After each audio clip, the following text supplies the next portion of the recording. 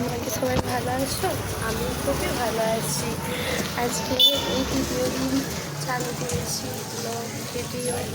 আজকে আমাদের দেখো ওয়েদারটা প্রচুরই খারাপ, ঠিক। এবার বর্ষার বাজারেতে সবসময় বৃষ্টি হতেই আছে। নেপালেতে, তোমাদের ইন্ডিয়াতে কি বৃষ্টি হচ্ছে? কমেন্টে জানাও। আমাদের এখানে প্রচুর বৃষ্টি হচ্ছে। আজকে শনিবারে কি কি রান্না করেছি চলো তোমাদের সাথে একটু শেয়ার করি। যে ভাত করেছি, ডাল করেছি, ফুলকপি আলু ভাজা করেছি, এই রান্না করেছি আজকে দুপুরেতে। আজকের বিকেলে দেখো ভিউটা খুব সুন্দর লাগছে।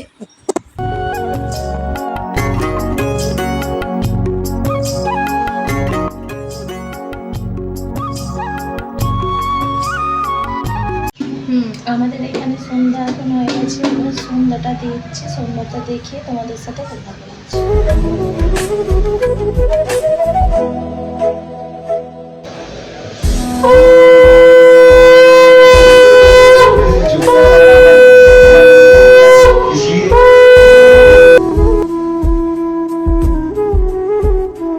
সন্ধে দেওয়ার পর এবার নাস্তা বানালাম সকলের জন্যে। নাস্তা বানালাম চাউ চাউ, সবাইকে পরিবেশন করেছি, আমিও নিয়ে বসেছি চাউ চাউ। নাস্তা করার পর দেখলাম বর মশাই বাজার থেকে মাংস কিনে নিয়ে এসেছে।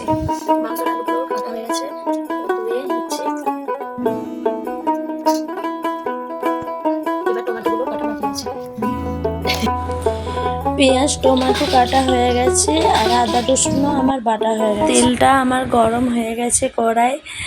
এবার ফোড়নের জন্যে গোটা শুকনো লঙ্কা, তেজপাতা, এলাচ, দারচিনি দিয়ে দিলাম। একটু হালকা করে নেড়ে নিলাম। এবার পেঁয়াজগুলো দিয়ে দেবো। এখানে পেঁয়াজগুলো দিয়ে পেঁয়াজটা লাল লাল ভাজা হয়ে গেলে, লাল লাল ভাবে পেঁয়াজটা ভাজা হয়ে গেলে আদা রসুনের পেস্টটা আমি দিয়ে দিলাম। এবার নাড়াচাড়া করে আদা রসুনের গন্ধটা একটু চলে গেলে হলুদ গুঁড়া, লঙ্কা গুঁড়ো, একটু নুন পরিমাণ মতন সব কিছু দিয়ে টমেটোটা দিয়ে কষিয়ে নিতে হবে। আদা রসুনটা কষিয়ে নিয়ে এবার মাংসটা দিয়ে দেব মশলার উপরে। এরপর মাংসটা কিছুক্ষণ সময় ধরে কষিয়ে নিলাম। মাংস কষানো হয়ে গেলে আলুগুলো দিয়ে নেড়ে নিলাম।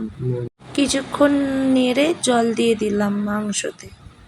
আজকের মতো এই রান্নাটা কমপ্লিট করলাম। লাল লাল ঝাল ঝাল মাংসটা আমার কেমন রান্না হয়েছে কমেন্টে জানাও। আজকের মতন গুড নাইট বন্ধুরা, নেক্সট ভিডিওতে দেখা হচ্ছে, বাই।